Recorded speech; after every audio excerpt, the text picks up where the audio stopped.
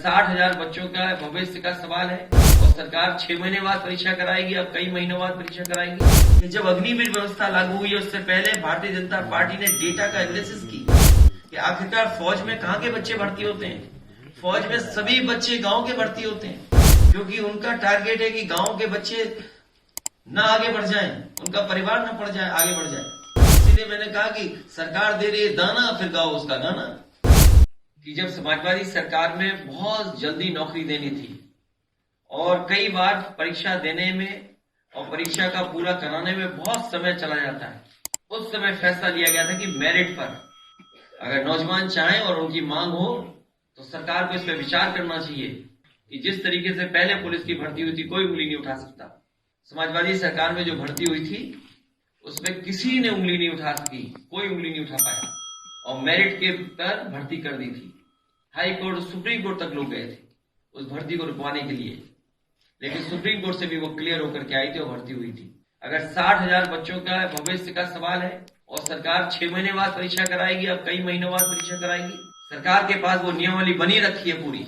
अगर सरकार चाहे तो 2 महीने 3 महीने में भी नौकरी नौजवानों को दे सकती है। तो कम से कम सीटें सरकार बढ़ाए और मेरिट से नौकरी दे दे, वो नौकरी में कोई उंगली भी नहीं उठा पाए। सोते देखा तस्वीरों में किस तरीके से प्लेटफॉर्म में बैठे थे, किस तरीके से सीढ़ियों पे बैठे थे, बिना खाए पिए क्या इंतजाम करके आए होंगे। सोचो कितना परेशान किया आपने, किससे उधार लेकर के आए होंगे। ये गरीब बच्चे हैं, गांव के बच्चे हैं। इसीलिए मैंने कहा कि जब अग्निवीर व्यवस्था लागू हुई उससे पहले भारतीय जनता पार्टी ने डेटा का एनालिसिस की कि आखिरकार फौज में कहाँ के बच्चे भर्ती होते हैं। फौज में सभी बच्चे गाँव के भर्ती होते हैं। वो मान गए कि इनके भर्ती होने से उनकी आर्थिक स्थिति बेहतर होती है, उनके घर परिवार में खुशहाली आती है।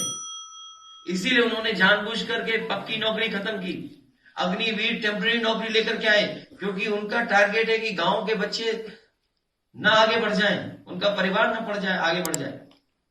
और यही पुलिस के साथ इन्होंने किया। क्या जरूरत थी वर्ल्ड रिकॉर्ड बनाने की? आप हर साल भर्ती क्यों नहीं कर रहे हैं? आप हर 6 महीने में क्यों भर्ती नहीं कर रहे हैं? आप कैलेंडर निकालिए, भर्ती करिए 6 महीने में। बहुत से तरीके हैं सरकार अपना सकती है, क्योंकि सरकार पे इंफ्रास्ट्रक्चर है, सरकार पे बजट है, सरकार पे पैसा है। इसीलिए मैंने कहा कि सरकार दे रही है दाना, फिर गाओ उसका गाना। मेरा सवाल ये है कि पेपर लीक हुआ, जब पहली बार लीक हुआ आपने कार्रवाई क्या की? अगर आप पहले ही कार्रवाई कर देते तो शायद इन परिस्थितियों का सामना हमें नहीं करना पड़ता।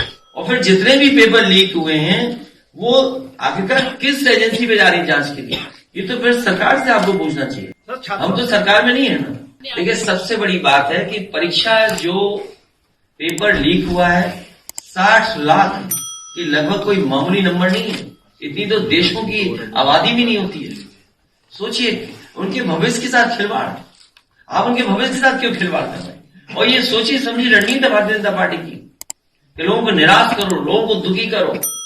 मैंने आपको गणित बताया, 60 लाख अगर हम हिसाब किताब है माँ बाप को भी मिला दें 1 करोड़ 80 लाख होते हैं, और 1 करोड़ 80 लाख को अगर हम डिवाइड कर दें 80 से लोकसभाओं से तो 2,25,000 गिनती आती है। तो भारतीय जनता पार्टी का हर लोकसभा में इतना वोट इनके खिलाफ पड़ने जा रहा है, तो भारतीय जनता पार्टी का क्या होगा सोचिए।